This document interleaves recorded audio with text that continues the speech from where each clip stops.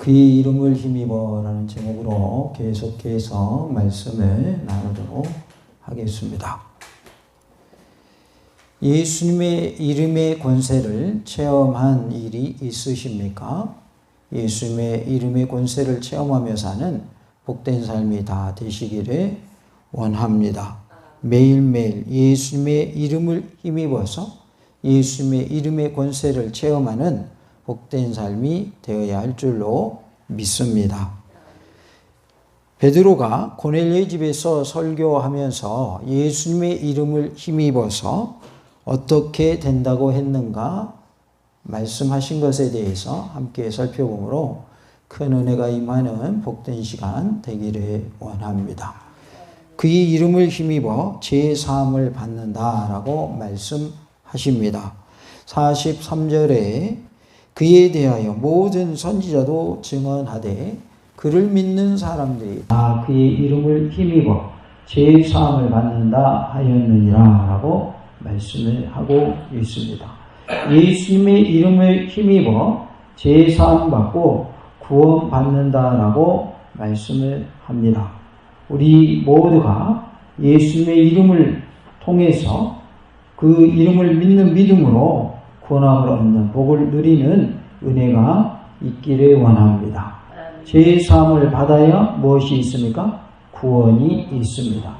구원은 그냥 주어지는 것이 아니라 예수님의 십자가와 예수님의 부활을 믿는 믿음을 가지고 있는 자가 예수님을 통해서 구원받는다고 하는 것을 믿는 것으로 그치는 것이 아니라 자신의 죄를 회개하고 그리고 제사함 받아서 구원함을 얻게 되는 겁니다.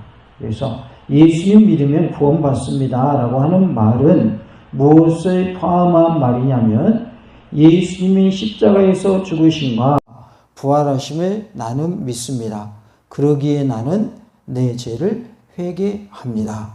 내가 회개함을 통하여 예수님의 십자가에서 흘리신 그 보혈로 인하여 나는 구원함을 얻습니다. 이것을 나는 믿습니다 라고 우리가 고백하는 것이 되는 것입니다. 그러니까 예수님을 믿는다고 하는 것은 예수님 믿는 자가 뭐 해야 된다?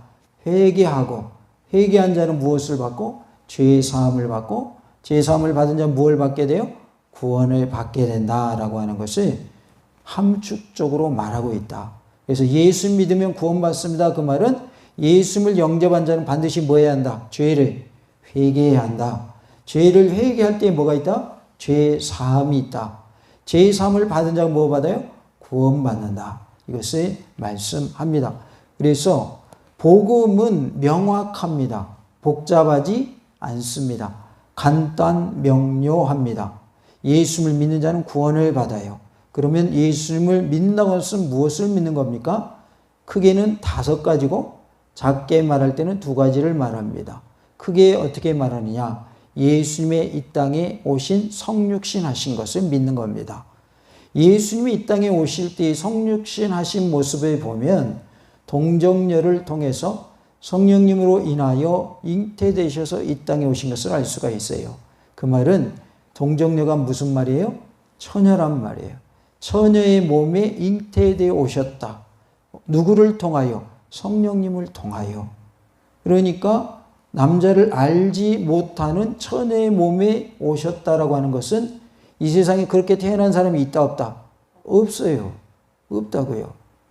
무슨 말이냐면 여자인 마리아의 몸에 예수님이 오신 것은 다른 사람들이 태어나는 방법과는 다른 방법이다 그 말이에요. 다른 사람들이 태어나는 방법은 다 남자와 여자가 사랑을 나누고 사랑을 나눈 결과로 자녀가 태어나는 거예요. 그런데 예수는 그렇게 오시지 않았고 처녀의 몸에 성령님을 통해서 잉태되셔서 오셨다. 그래서 예수님이 이 땅에 오신 것을 성육신이라고 말하고 그 성육신 하신 방법이 뭐가 없는 방법이다? 죄가 없는 방법이다. 그러니까 남자와 여자가 결혼해서 아이를 낳는 것은 아담의 원죄를 가지고 태어나기 때문에 모든 사람들은 다 죄를 가지고 태어난 죄인이다. 그래서 응애하고 태어난 아이도 뭐가 있는 거예요? 죄가 있는 거예요. 그 죄는 무슨 죄예요? 원죄예요, 원죄. 아담으로부터 물려받은 죄예요. 음리하고 태어났기 때문에 아직 스스로 지은 죄는 있어요, 없어요? 없죠. 스스로 짓는 죄를 우리는 자범죄라고 그래요. 스스로 짓는 죄가 없지만 아담으로부터 내려오는 그 죄가 유전적으로 주어지기 때문에 그것을 원죄라고 하고, 그 원죄 때문에 태어난 아이에게도 뭐가 있는 거다? 죄가 있는 거다. 원죄도 뭐니까? 죄니까. 그래서 스스로 짓는 자범죄만이 죄가 아니라 아담으로부터 물려받은 죄도 죄다. 그래서 모든 태어난 사람들에게는 무엇이 있다? 죄가 있다. 그런데 이 죄의 문제를 해결해 주시기 위해서 예수님이 이 땅에 오셨는데, 오시는 방법이 우리가 이 땅에 태어나는 방법과는 다른 방법으로 오셨다. 왜냐하면 죄가 없는 몸으로 오셔야 했기 때문에. 그래서 마리아를 통해서 성령님께서 잉태되게 하심으로 예수님이 이 땅에 오셨어요. 그래서 예수님이 뭐가 없냐면 원죄가 없어요. 그러면 이 땅에 오셔서 탄생하신 이후에 죄를 지었을까요? 안 지었을까요? 예수님은 하나님의 아들이시고 하나님의 본체이시기 때문에 스스로 짓는 죄도 짓지 않으셨다. 그래서 예수님은 원죄도 없으시지만 뭐도 없어요? 자범죄도 없는 분이다. 그래서 그분이 죽어주신 것이 의미가 있는 것이고, 죄가 없는 자가 죄 있는 자를 위해 죽어줄 때에 죄값을 치르게 되는 것이다. 죄 있는 자가 죄 있는 자를 위해서 죽어줘봐야 죄값을 치를 수 없다라는 거예요. 그래서 예수를 믿는 것의 첫 번째는 예수님의 성육신을 믿는 것입니다. 죄가 없는 몸으로 이 땅에 오셨다. 그리고 두 번째는 뭐예요? 예수 우리를 위해 십자가에서 못 박혀 돌아가셨다. 세 번째는 뭡니까? 그분이 3일째 되는 날, 제3일에 부활하셨다. 부활하신 예수님이 40일 동안 500여 형제에게 보이시고, 500여 형제가 봤다 안 봤다? 부활하신 예수님을 봤다 그 말이죠. 그들이 증인입니다. 부활하신 그분이 하늘로 올라가셨어요. 그걸 우리는 뭐라고 그래요? 승천하셨다 그래요. 그래서 예수를 믿는 것은 승천하신 것을 믿는 거예요. 승천한 것은 예수님이 유일한 분이시지 그 어떤 누구도 승천한 자가 없다 그 말이에요. 에녹이나 엘리야는 하나님이 죽지 않고 데려가셨으니까 예외이지만은 그 외의 나머지 사람들은 예수님이 유일하다. 그래서 예수님은 승천하셨다. 그리고 이 세상 마지막 날에 심판주로, 재림주로 다시 오신다. 다시 오시는 예수님을 우리는 재림의 예수님, 재림주 이렇게 말합니다. 심판하러 오시기 때문에 심판주, 재림하여 이 땅에 오시기 때문에 재림주라고 말하죠. 그래서 예수님이 다시 오시는 것을 재림이라고 하죠. 성육신 하신 것을 우리는 다른 표현으로 초림이라고 그래요. 처음 이 땅에 오셨다. 강림하셨다 이렇게 표현하고, 그래서 예수님의 성육신, 십자가의 죽으심, 부활하심, 승천하심, 재림하심까지 믿는 것을 우리는 누구를 믿는다고 말하는 거예요? 예수를 믿는다라고 말을 하는 거예요. 그런데 5가지 다 믿는 건데 우리가 줄여서 말할 때는 뭐와 뭐를 말하냐면 예수님의 십자가에서 죽으심과 부활하심을 얘기를 합니다. 이 2가지를 믿는 자는 뭘 받는다? 구원받는다. 왜 그럼 구원받느냐? 예수님의 피가 내 죄를 사한다. 보혈의 능력은 우리의 죄를 사하는 능력이 있다라고 믿기 때문에 구원을 받는 것이죠. 그래서 우리는 예수님의 보혈로 죄사함 받고 구원함을 얻게 된다라는 것입니다. 그래서 베드로는 예수님의 죽으심과 예수님의 부활을 믿는 자는 인간의 가장 심각한 문제인 죄 문제가 해결된다라고 선포하고 있습니다. 다 같이 봅시다. 예수님의 보혈로 우리의 죄 문제가 해결됩니다. 죄 문제 해결 없이 구원이 있습니까? 없습니까? 없습니다. 그 죄 문제를 해결하시려고 사람으로 하나님이 직접 오신 거예요. 하나님이 사람으로 직접 오신 분이 누구다? 예수님이다. 그 예수님을 성경은 하나님의 아들이라고 말씀을 하고 있고, 하나님의 아들 또한 하나님이십니다. 왜냐하면 삼위가 계신데, 성부, 성자, 성령 삼위가 계신데, 삼위 하나님은 몇 분 하나님이에요? 한 분 하나님이에요. 그래서 예수님도 하나님이고 성령님도 하나님이고 하나님 자신도 하나님이신 거죠.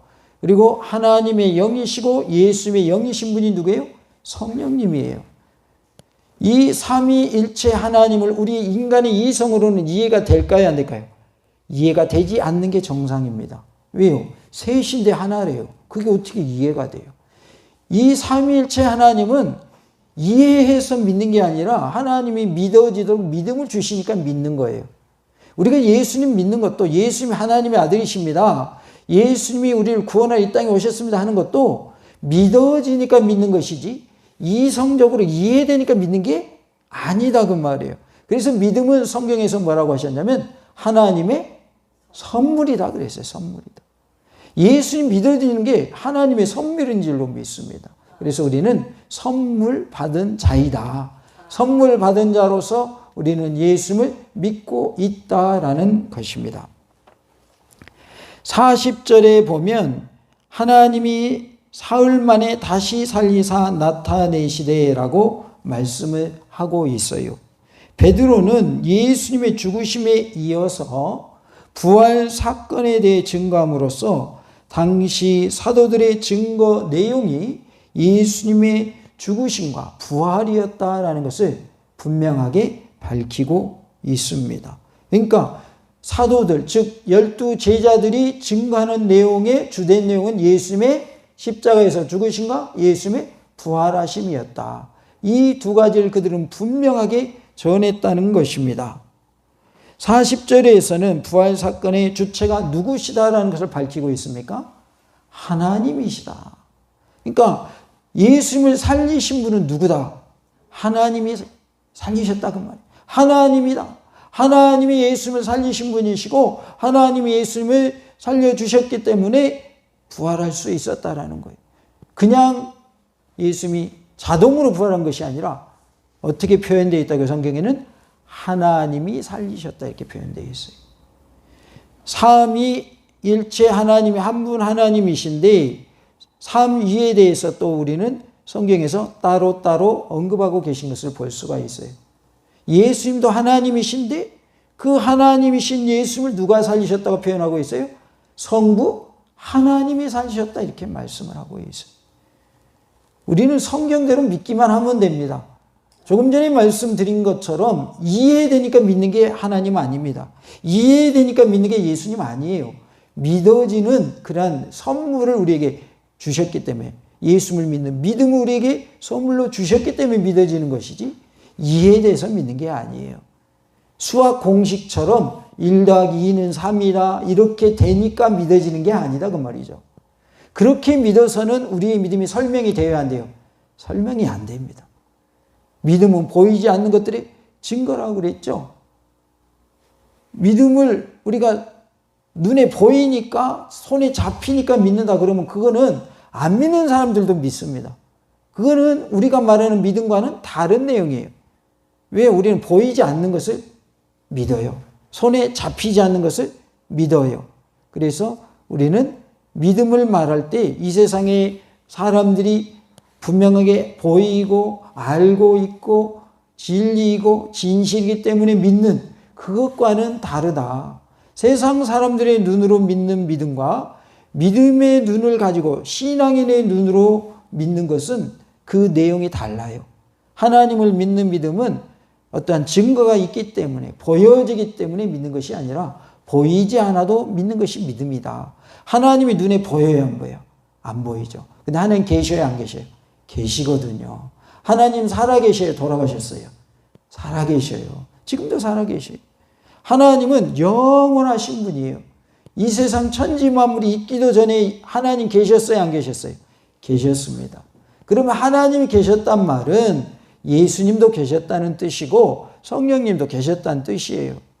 그런데 우리에게 나타나신 것은 성육신 하실 때 예수님이 나타나신 것이고 그 전에도 삼위 하나님은 함께 하셨다.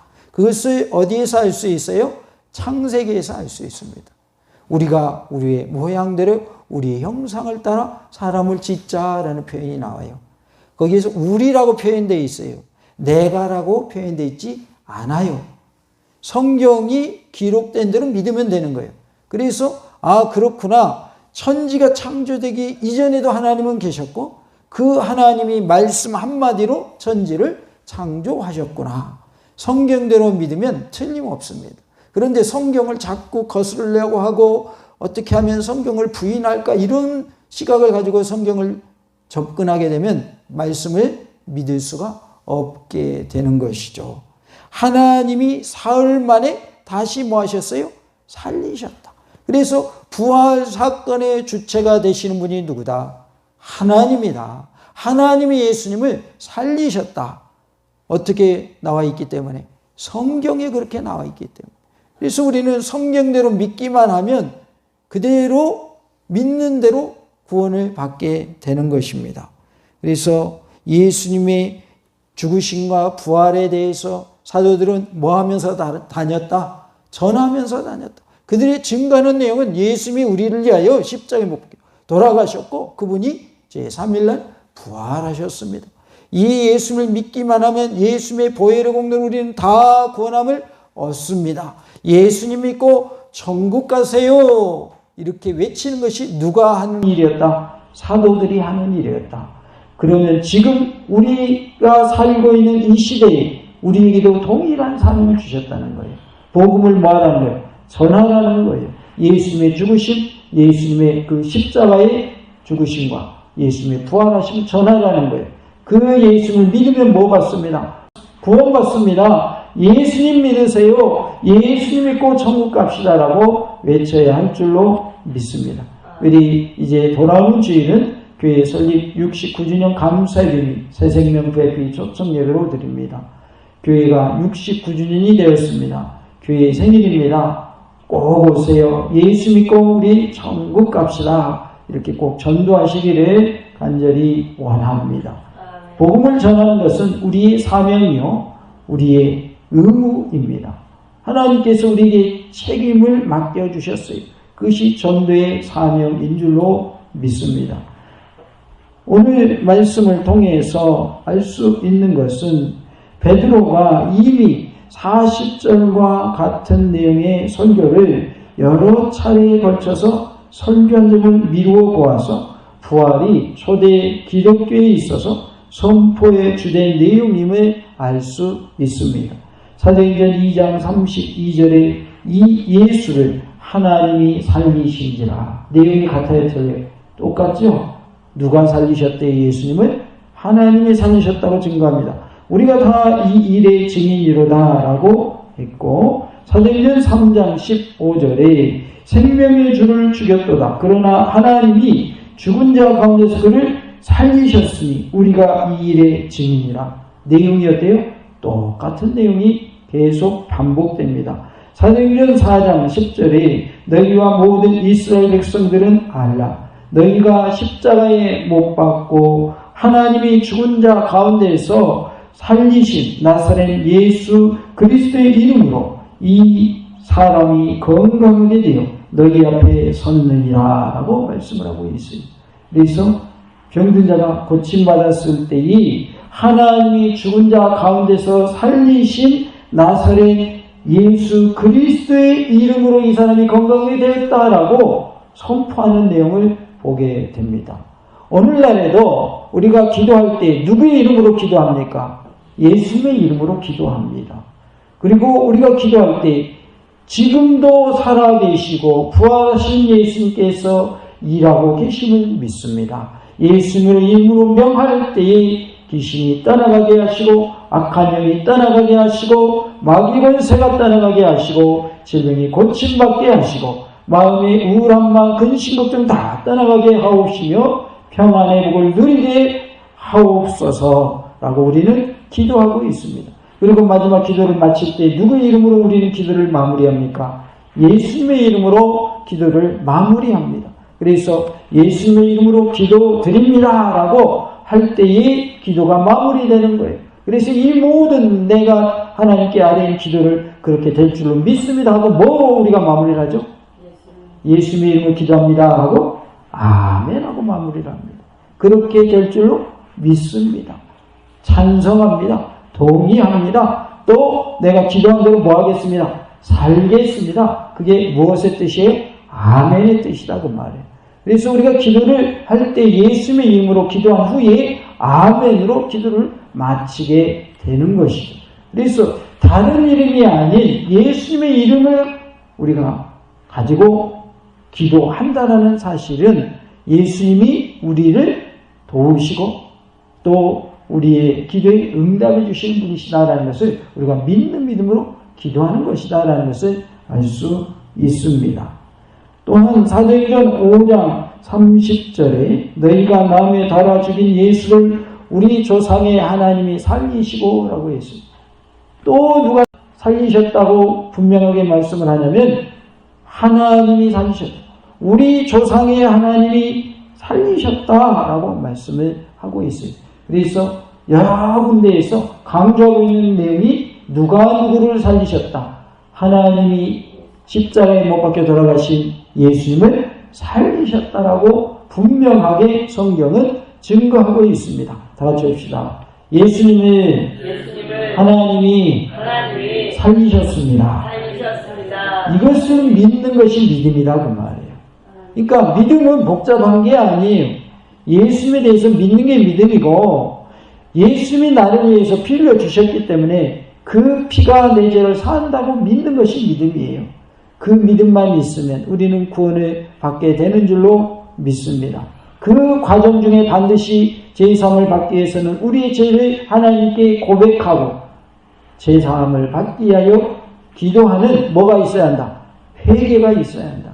그냥 예수님 믿으니까 구원받는다 라고 우리가 표현을 하지만 그 내용에는 반드시 뭐가 포함되어 있다? 회개가 포함되어 있다. 회개하지 않는 자의 죄가 사함받는 일은 없다 그 말이에요.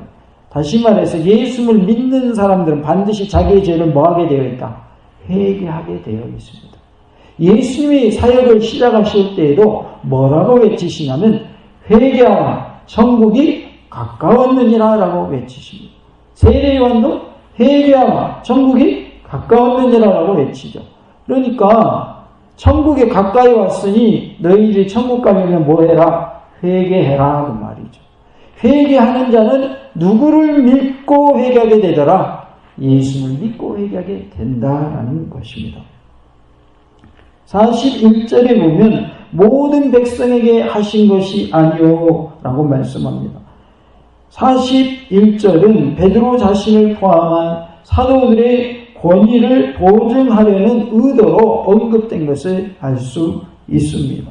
즉 예수님의 십자가가 부활 사건이 모든 백성에게 보여진 것이 아니라 예수님의 십자가와 부활 사건이 모든 백성에게 보여진 것이 아니라 하나님이 이미 선택한 몇몇 증인에게만 나타난 것이라는 것입니다. 그러니까 소수에게만 예수님의 십자가와 예수님의 부활을 알게 하셨고 보게 하셨다. 그런 의미로 말하고 있는 거예요. 하나님이 선택하신 몇몇 증인에게만 나타내셨다. 이 표현은 다음 두 가지 측면에서 이해할 수 있습니다. 첫째는 사도권에 대한 배타적 강조인 것을 알 수가 있어요. 특히 자신들이 하나님으로부터 증언자로서 선택되었다라고 하는 특권의식을 강조함으로써 초대 기독교의 교권 중심을 사도 중심으로 해야 한다는 당위성을 강조하고 있습니다. 사도행전 8장 14절에 예루살렘에 있는 사도들이 사마리아로 하나님의 말씀을 받았다함을 듣고 베드로와 요한을 보내매라고 말씀을 하고 있어요. 사도들은 예루살렘에 머물고 있었는데 사마리아 땅에 복음이 널리 전파되고 있다는 소식을 듣고 파송을 합니다. 누구와 누구를 파송했어요?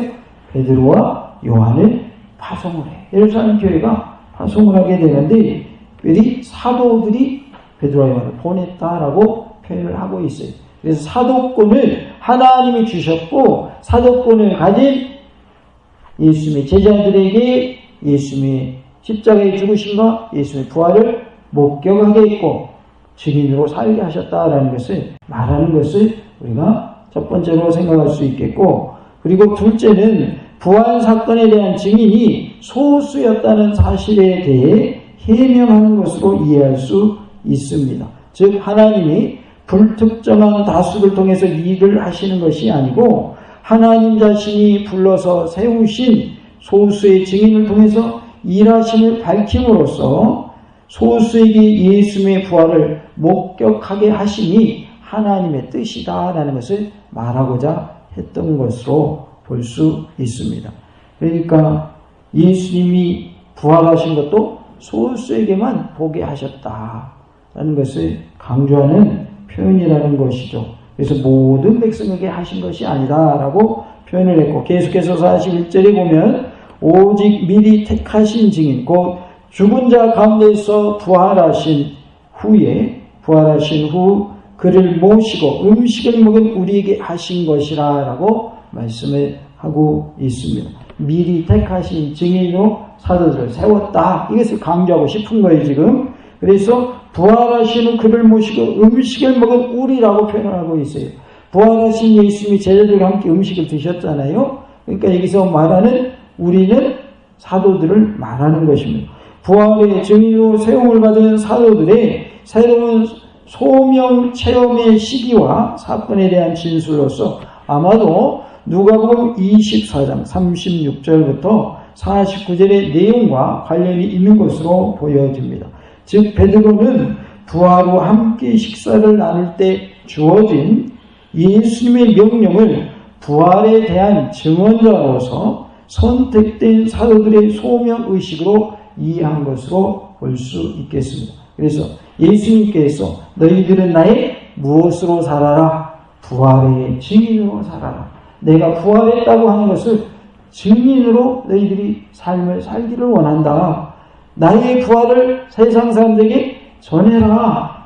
이렇게 명령하신 것으로 베드로는 받아들였다는 것이죠. 초대 기독교에서 사도의 권위에 대해서 문제가 되었을 가능성은 사도행전에서 사도권에 대한 계속된 강조 속에 암시되고 있습니다. 그래서 제자들의 사도권에 대해서 시비를 거는 사람들이 있었을 것이다 라는 것을 알 수 있는 대목이다. 그래서 무엇을 자주 강조하는 거예요? 사도권을 자꾸 강조하는 거예요. 하나님이 우리에게 사도권을 주셨다. 그래서 예수님의 십자가와 예수님의 부활을 증거하게 하셨다. 우리는 예수님의 부활의 증인으로서 소명을 받은 자다라는 것을 강조하는 내용이 41절의 말씀이라는 것입니다. 41절 역시 사도권에 대한 정당성과 그 권위를 강조하려는 변증적 입장이 강하게 나타나고 있습니다. 12 제자뿐만 아니라 누구도 사도권을 강조한 것을 우리는 성경을 통해서 알 수 있습니까? 사도 바울도 자신의 사도권을 강조하고 있는 것을 보게 돼요. 그래서 나의 사도권은 내가 스스로 가진 것이 아니라 하나님이 내게 주셨다라는 것을 강조를 하죠. 12 사도 안에는 들어가지 않지만 우리는 바울을 뭐라고 부르냐면 칭하기를 바울 사도 또는 사도 바울. 그래서 바울 이름에 뭐가 붙어요? 사도라는 말이 붙습니다. 그래서 부활하신 예수님을 만난 사울이 이름이 바울이 되고 그 바울은 성경의 신약 성경 절반을 쓴 그러한 인물이 되죠. 그러니까 바울을 성경에서 무시할 수가 없는 겁니다.